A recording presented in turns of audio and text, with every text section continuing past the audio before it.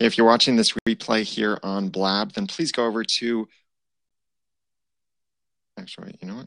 You might be watching this on YouTube too. So if you're watching this on Blab or on YouTube, then please go to oncepodcast.com to subscribe to the normal audio podcast over there. And that podcast begins now.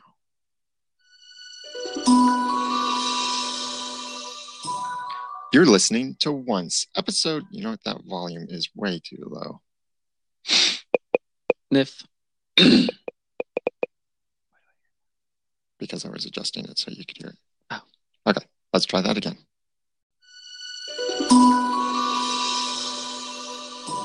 You're listening to Once, episode 215, The Bear and the Bow, Initial Reactions.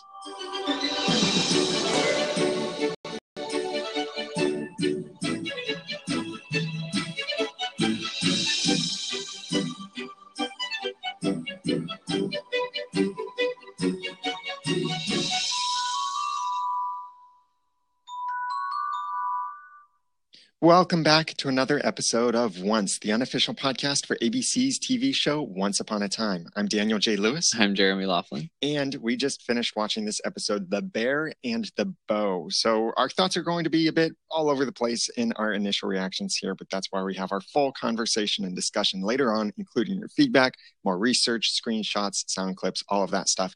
Make sure you're subscribed to the podcast at oncepodcast.com in iTunes, Stitcher, and soon Google Play Music.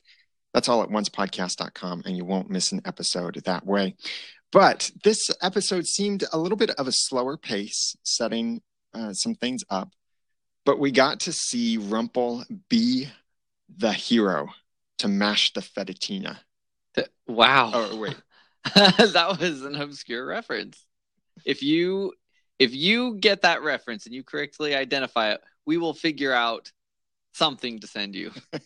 Yes, it might just be our hearts. Well, that seems a little over the top. I like my heart right where it is, even though I keep it where everybody else keeps it.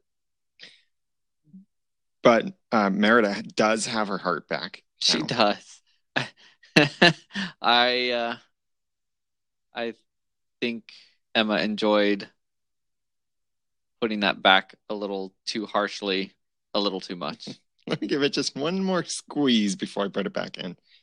And she made a classic mistake of someone who's losing their footing, who's trying to sound like they're still in control. I was done with that anyway.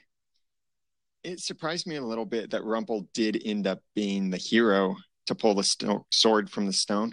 The reason I say surprised me is because it seemed like right at that moment when he said Belle, I thought, Belle's going to be the hero to pull the sword, because it was really Belle who was the hero in this episode more than Rumple.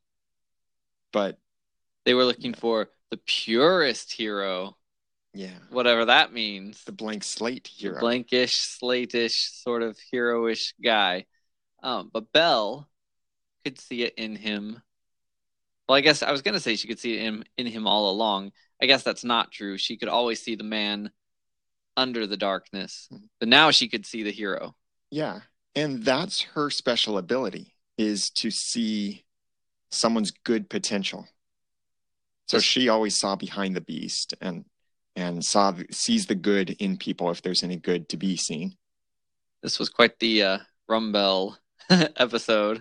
Yeah, there were some beautiful moments between the two, and also some kind of sad moments, because they had that great conversation there by the elevator, and then she just kind of got up, and it was like, well, okay, yeah, you're welcome, and I really need to do a thing. Right, and she's doing the whole "he's not my sweetheart" thing, and or was that in the past? I'm starting to lose track. We had Merida and Belle running around in the same scenes with a different dynamic in both the past and the present. Yeah. But I was starting to realize I'm not sure I understand where Belle and Rumple even stand anymore. She's been running around with that stupid rose under the glass bell jar for weeks. So she sure seemed attached, and she wasn't willing to let him die. But then she was kind of like, well, I gotta go. So yes, by the end of the episode, it was a nice, not really resolution, but I like the direction they're headed. I like it when the couples that seem like they're meant to be together are together. I didn't like the whole, even though Rumpel was evil and selfish and needed to go, I didn't like the way that all happened. So this is a nice turn of events in my book. Yeah. And he did apologize, and it was a heartfelt apology. Now, simple apologies don't instantly make everything better, True. but they are a step in making things right. Does he get to stop being a coward now? I think so. Because he did say to Emma, "You've made me into a hero." So is he really? Does that mean his courage is now gone? I think that was my second favorite part of the episode, if not my favorite. I liked getting to see the witch's hut or cabin in Enchanted Forest, or in Dunbrock. That's from the movie Brave. And it looked very much the same as in the movie Brave, and also the potions sort of thing. And even like Merlin's voicemail sort of thing. That's probably something that they got that idea from the movie Brave. Oh. So go watch Brave. That's your assignment. That's your assignment, Jeremy. My assignment. I have an assignment, ladies and gentlemen. When is my homework due? Movie night. If you haven't watched Brave, then definitely do go watch it. Because there's a lot of Brave stuff in this. You'll understand a lot of more things. Like the characters, the leaders of the clans looked just like the characters, or looked a lot like the characters from Brave. The paintings, the outfits, the hairstyles. Those awkward toga men? Yeah, those guys. Not that those were togas, but same effect. Yeah. Nice arrow shot. It looked like a bad frat party. I was expecting Merida to do some kind of arrow shot like that. I basically figured that was what she was going to do. Once they were pulling back on the arrows. It was done very nicely, though. I think that this sets us up for something big coming, especially seeing that something happened to Merlin that seems to have been done by the Dark One. And it makes me think that Emma just started going crazy back in Enchanted Forest, and like she was coming for him to do what? She found a neat gold mask in a closet and she put it on. It's like, zip. No, here's my crackpot theory of the week. That message was not from the time period that they think it was. Since it seemed like for lack of a better magical term, a pre-recorded message that could easily have been from right before he was put into the tree. He didn't reference anybody by name except Nimue. Well, he did say some things about it not working to defeat the Dark One. He was very vague. Yeah, that's true. In fact, there's not much reason for the vagary unless they're trying to fool us about when that message was recorded. Yeah, and several did notice and tweeted at us that it was totally a Star Wars moment. Help me, Obi-Wan Kenobi. You're my only hope. I don't know if I'd go that far, but that's all right. So Nimue. Yes. Nimue. It's definitely not pronounced Nimu, okay? I know that. You can stop sending those emails. Potatoes, onion rings. So Nimue was in Arthurian legend. So this is cool that we're going to see another character from Arthurian legend and see what is her role in all of this, and how might she be able to defeat the Dark One, and why is she the last hope when Merlin isn't? Merlin created the Dark One. Merlin created the Dark One as a means of containing an already difficult to defeat force of darkness, which is important to remember when first we see Merlin traipsing about in the dungeon using magic that for once I thought came close to living up to the hype. That was a pretty cool sequence. It's kind of like nobody's going to be able to stop this guy. That's how they always talk about him. That's how it should be. But then he's like hiding in a room from the Dark One. And I suppose we already have seen, and that's another thing. We've seen the Dark One defeat him in a sense by putting him in the tree. I think this message was right before that, which leaves room. Of course, we still don't know what actually happened to him. And Nimue, as we theorized in the last episode, might have been that first Dark One we saw, because Nimue was Merlin's love that he lost. According to Once Upon a Time here, he lost because of the Dark One. So maybe, I don't know. We'll figure this out in the full discussion. He didn't give that name before, did he? No, he's never said that before, but we had theorized that the love he lost was Nimue, and that's who became the first Dark One that was in that golden mask. Speaking of golden masks, there's a wonderful thing that you can give us that it's more valuable than a golden mask, and that is your kind support through Patreon. This is a way that you can keep the podcast going and support what we're doing here, enable us to upgrade things as we need to, and cover the expenses of the podcast, because it does cost a lot to cover the expenses to run the podcast and everything. So please go to oncepodcast.com/hero to check out your options. And for this episode specifically, I want to thank David Newland, David Newland, Lisa Slack, and Tappenberg. Let me try that again. David Newland. For this episode, I want to thank David Newland, Lisa Slack, Tappenberg. Can't talk. The other day in the Audacity podcast, I tried to say cardioid, and I could not say it. I think I stumbled over it maybe 30 times before I actually could say it. So let me try this again. For this episode specifically, I'd like to thank David Newland, Lisa Slack, Tappenberg, and I said it again. You're just a city now, Tappenberg. The city of Tappenberg. Lord of the Flame. Whoa. I don't know.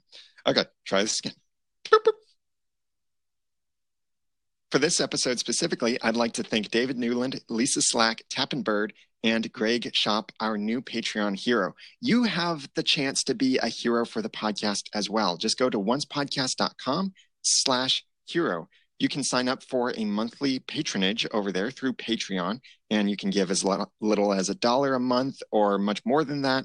There are cool promos and little perks that come along with that. Or if you're planning on doing some shopping through any of the international Amazon stores, then we have some affiliate links there. And if an affiliate link for your country isn't visible on that page, just email us and we'll give you the affiliate link for your specific country. But it doesn't cost you anything extra then. You still get to save money, get great stuff through Amazon.com, and it supports the podcast as well. So check out your options over there at oncepodcast.com/hero, and thank you for your support.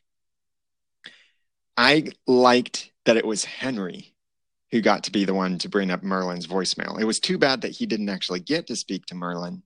So was Henry actually necessary in order to do that? Maybe. Yeah. We'll say yes. I mean, Regina said it, so, He's going to be the hero to mash the fettuccine. Yeah. But Arthur is no hero. And now Storybrooke people know that he can't be trusted. Arthur's so conniving. And that's not a knife reference, meaning the sword, either. Good thing he didn't know magical toadstools don't burn. Yeah. Just a little singed. They were still able to use it, so that was nice. Is it used up once it goes into the what's it there? Or can they just sort of pull it out with some tongs and use it again later? Probably used up. Wait a minute now. They said that would allow them to communicate across magical barriers. Yeah, technically through magical barriers. Yeah. And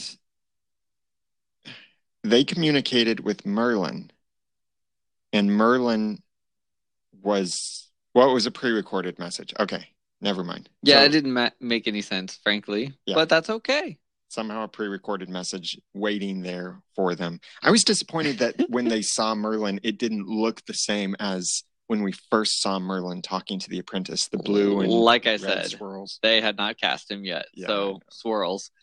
It would have made total sense, though, if that's the way they did it instead of this whole Star Wars looking thing. Yeah. Yeah, we didn't have to actually see him. I don't think I expected to see him. I expected to hear him and have him hear them. So I guess he must have left the message on his essence. If someone reached out to his essence, there was a message. But speaking of him and messages, you know what my least favorite part of the episode was? What? It's not important how you got my message. What's important is that you know what it was. And why did I go back to that theater, by the way, since I'm talking to you now in person before you try to pull Excalibur? I didn't have to tell you that as a little girl. Yeah, that's true. I added a few of those lines myself. So that's all kind of annoying. But hey, it made a nice opening to the season. And the fate of everyone Emma loves rests on Emma's leaving Excalibur alone. So she didn't do it. The more I think about it, the more I think that Emma got Excalibur back in 6 weeks ago in Camelot. And then something there caused her to bring everyone to Storybrooke, if she is the one who caused it. Right. Or maybe Merlin was the one who caused it. We're not going to get to see that answer for a little while, I think. Yeah. I like that there's still a big black hole on part of the story. Mm-hmm. It's something to discover and uncover and keep us interested in what's going on behind the scenes of the episodes. As long as not too many more things don't matter. They do matter. We're asking the questions. Yeah. So, yeah. By the way, I know is costume season, and we've been receiving some great costume submissions. The submission for our 2015 Once Upon a Time costume contest is open, but only until midnight, November 7th, 2015. Now, technically, midnight starts a day. So keep that in mind. When someone says midnight on November 7th, that means before November 7th starts. So you have through Friday, November 6th. I just wanted to educate you a little bit. Through Friday, November 6th, to submit a photo of your costume. 11:59 p.m. on November 6th. Yes. Is the end of the deadline. Exactly. That's the last minute you have available. There are already some great submissions coming in, some really creative ones. You can go over to oncepodcast.com/contest. The rules are over there, as well as the prizes. And I want to give you an idea of what those prizes are. First prize, you get any season from Once Upon a Time. It could be, maybe you want the current season through iTunes, so you can automatically get those high definition videos delivered to you the day after it airs. Maybe you want season 1 on Blu-ray, or season 3 on Blu-ray, or DVD, or anything like that. That's first place prize. Second place prize is a Once Upon a Time t-shirt. You get to pick the design from oncepodcast.com/t-shirts, and then we will send that to you for the second place winner. And then the third place winner gets a poster for Once Upon a Time, and you get to choose from a selection of posters for Once Upon a Time. If you're not in the United States of America, you can still enter. It's just the way that we deliver the prize might be a little bit different. So we've got some rules over there at oncepodcast.com/contest. You can use an old photo if you have previously won a costume contest that we've hosted. Well, only one person won that contest before, but that costume is no longer qualified to win. But you're welcome to submit your photo. Just submit your name, your email address, the name of your character, and your photo. And if you are under 13, or the photo is of someone who's under 13, there must be an email sent personally to me from a legal guardian authorizing that photo be used. But it's over at oncepodcast.com/contest. Some great creativity coming in so far. And the voting will then start the week after we receive all of these submissions. So make sure you get your photo in oncepodcast.com/contest. Multiple submissions for separate costumes are okay. So if your entire family dressed up as characters, that's okay. If you want to submit a pair of costumes together as a single entry, you can also do that too. Like a couple recently submitted, both of them together are a pair from Once Upon a Time. So that's a single submission there too. That's all at oncepodcast.com/contest, rules, prizes, more information over there. We'd love to see your creativity in these costumes, and we've seen some great creativity already. And we'd love for you to win an awesome prize. oncepodcast.com/contest. I'm going to dress up as a slightly charred enchanted toadstool.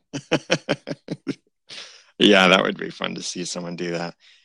Arthur took Merida's wisps, which concerns me a little bit. Why is it plural? Wisp, yeah. She was saying it plural, though. I was wondering it the whole entire episode. If there was more than one, why couldn't Emma have had one? Yeah. Or maybe he's been collecting wisps for some specific reason, maybe to, I don't know, try and change his fate or something like that, since that's what the movie Brave is all about, fate. It's all making sense now. Yeah. Well, we would love to make deeper sense of this episode of Once Upon a Time. So please send us your feedback, your theories on what's going on, where you think the show is going to go from here on out, and little Easter eggs maybe that you notice, connections to the movie Brave and such. All of our contact information is on the website at oncepodcast.com. You can email us, send us a voicemail through the website, or call and pick up the phone any time of the day and leave a voicemail there. And we can try and incorporate that into our upcoming full discussion episode, which we do on Wednesday nights at 7 p.m. Yeah, it's 7 p.m. Which we do Wednesday nights at 7 p.m. Eastern Time over at oncepodcast.com/live. And we'd love for you to participate in that. Please follow us on Twitter at OncePodcast. And I'm Daniel J. Lewis on Twitter at The Ramen Noodle. I'm Jeremy Laughlin on Twitter at Phlegon. That's PHLEGON. Please share this episode with all your friends and family by going to oncepodcast.com/215 and click on all of those sharing buttons. And until next time, remember, eat up. Dark ones don't judge. And thanks for listening.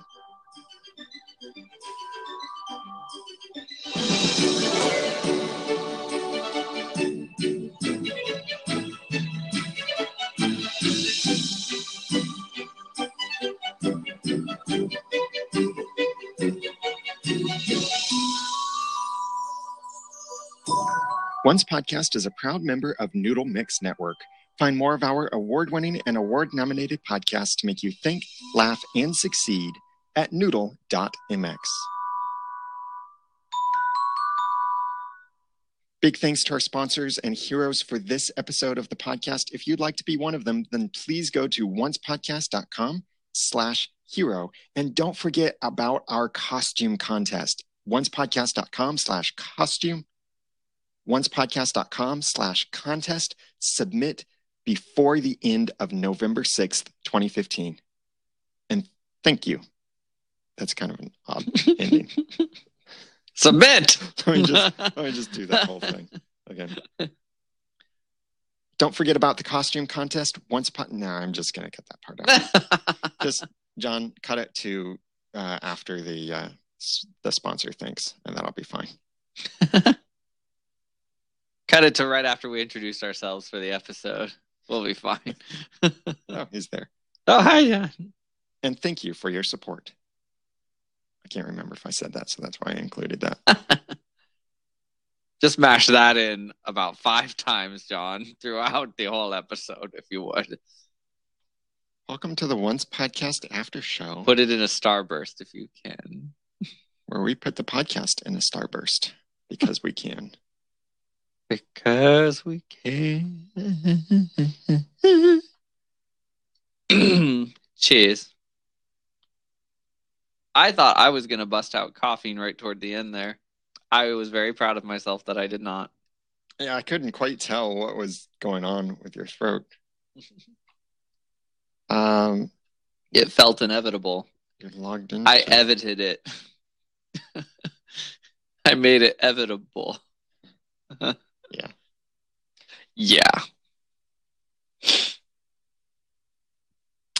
Have we met anyone on the show? We've Skype met people. Joel asked. Yeah, we've interviewed David Anders, who plays Dr. Wayo. Mm-hmm. And we've interviewed Raphael Sabarge, who plays Jiminy Cricket. Mm-hmm. And Dr. Archie Hopper. Uh-huh. And we've received voicemails from others of the cast. Oh, and I've met Jane Espenson, but she wasn't available for an interview, which was really a bummer. I think it was episode 67 or something like that. If you go to oncepodcast.com and search for David Anders, that's Anders. Let me just find this. David Anders is episode...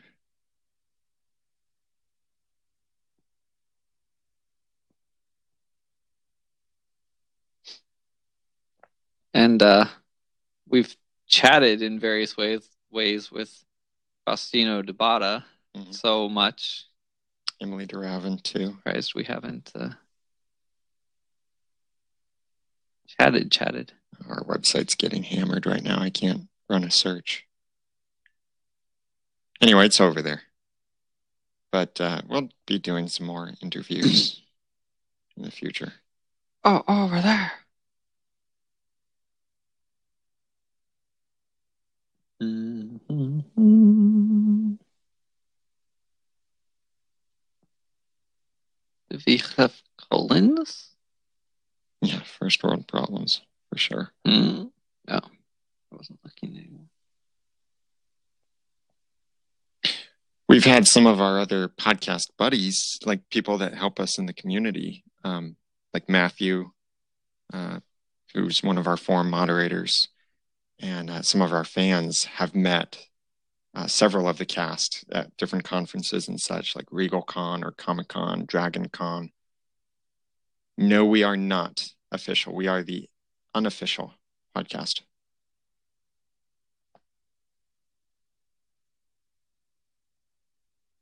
They hosted an official podcast for 2 seasons and then stopped it.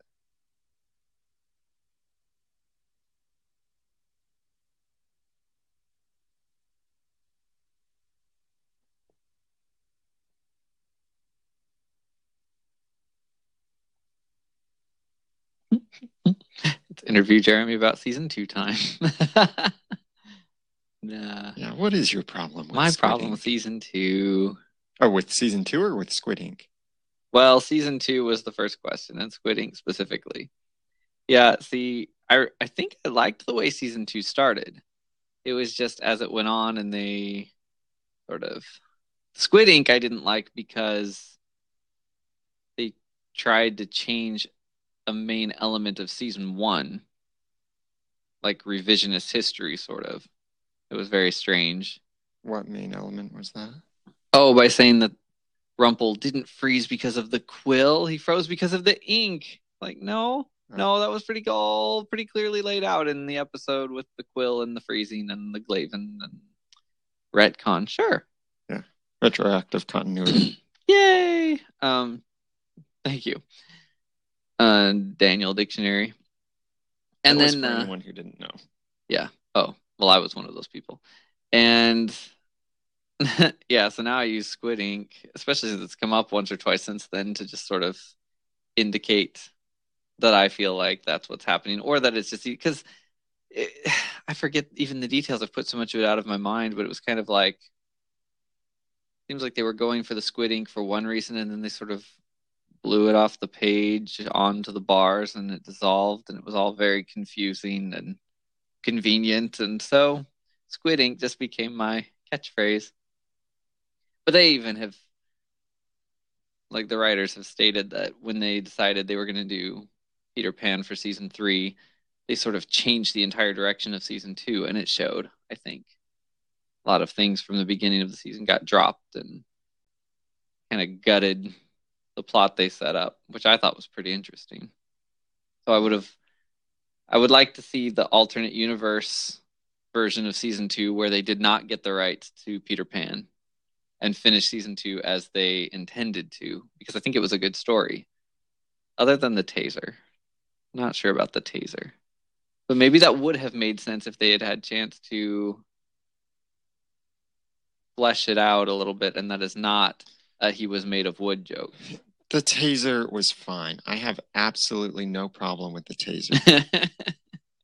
Just remember, it's not a regular taser.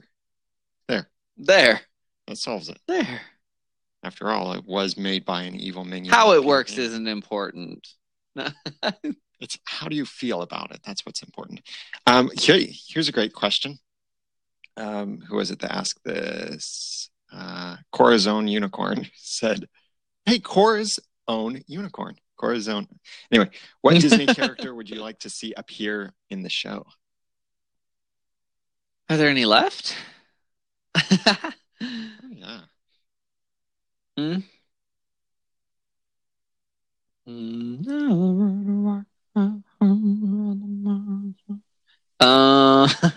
Wasn't an answer. I'm thinking to Disney character. I mean, there are non-fairy tale characters that I'm thinking of. Kuzco. Yeah, Kuzco. That would be fun. But not. I don't want to see actually Kuzco in. Just Yzma. What could be cool? I'm thinking the major Disney movies. A lot of the movies were animals. Were they? Yeah, Lady and the Tramp. Or I mean, a lot of Disney characters are Yeah. animals. Lady True. and the Tramp, Dumbo. What'd you call me? Dumbo. Simba. Aladdin. Eh. Yeah, Aladdin proper. The real Aladdin proper.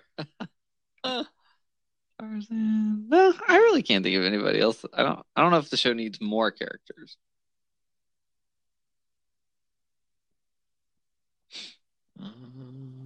Personally, I would like to see some of the characters that have already been on the show that have no reason to be missing reappear in a logical way.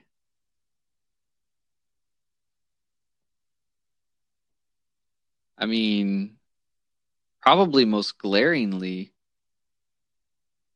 Maleficent and Lily. What in the world? That's the strangest thing to me. Every time I think of them, I'm like, well, what are they, just sitting at home having tea every day while all this is going on? I don't understand. They're turning into dragons and flying away. They were having a flight lesson when all this hit, and they went over the town line and just became dragon trees. Because that's a thing. Who would I want to see? Ooh, that's awkward. They're both pregnant? That's unfortunate.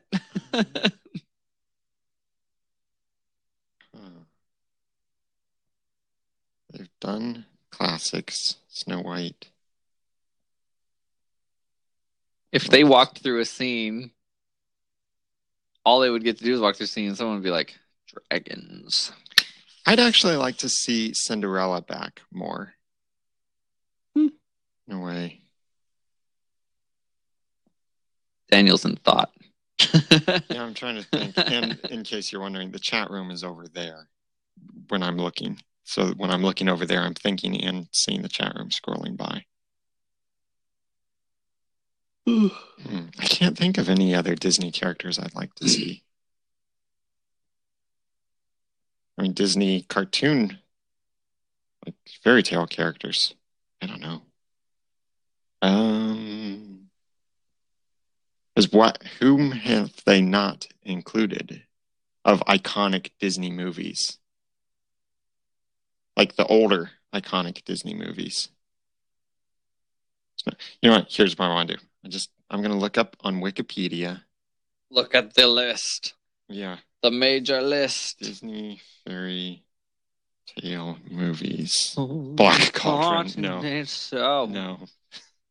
What? Black Cauldron is like Disney's version of Lord of the Rings. Ew. Oh, goodness sakes. Pinocchio, Fantasia, The Reluctant Dragon. I don't know these things you kids talk about these days. Look at only the animated ones. Princess and the Frog. Quasimodo. I don't want to see no Quasimodo. Okay. Just kidding. It'd probably be fun. He could stay up in the clock tower.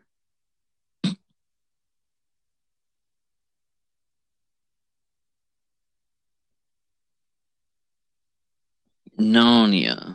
Man, that would be a thing. Winnie the Pooh. I think I only want to see things that they can do well and not have time to do properly. Roger Rabbit. No.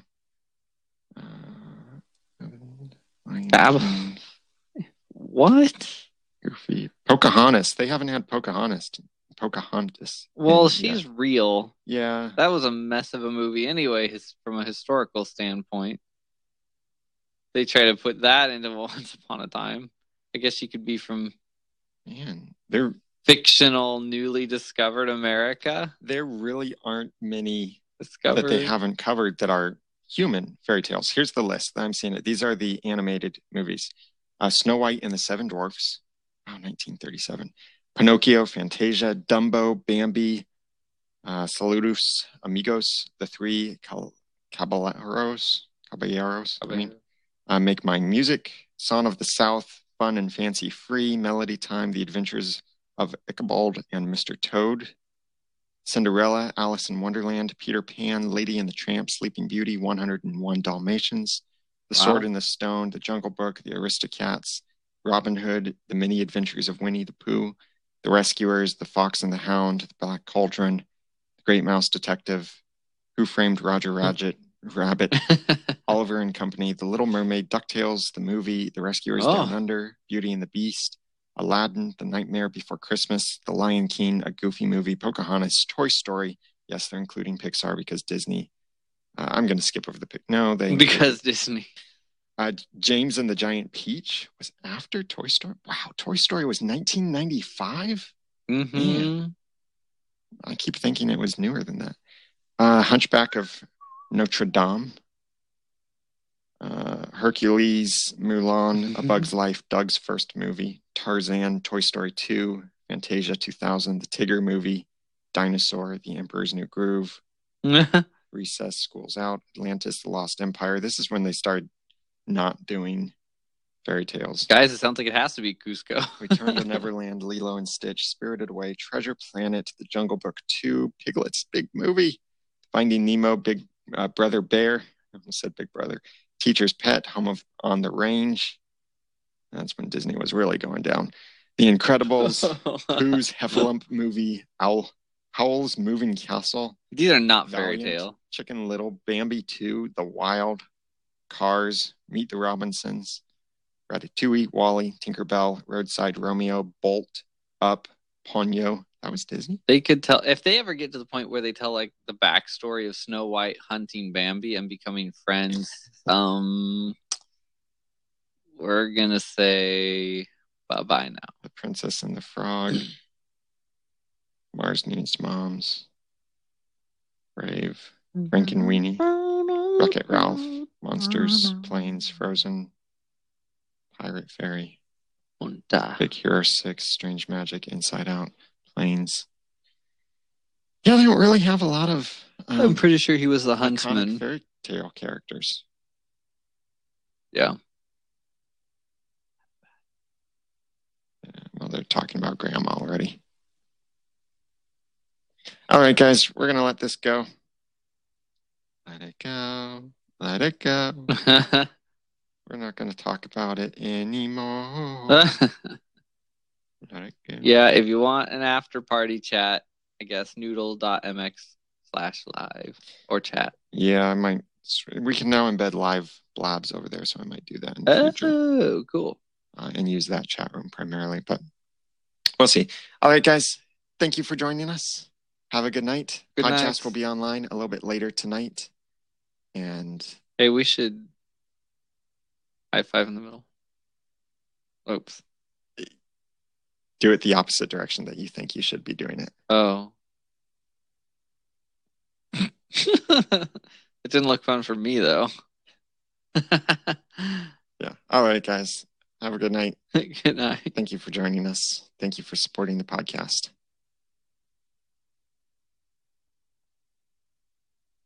Glug,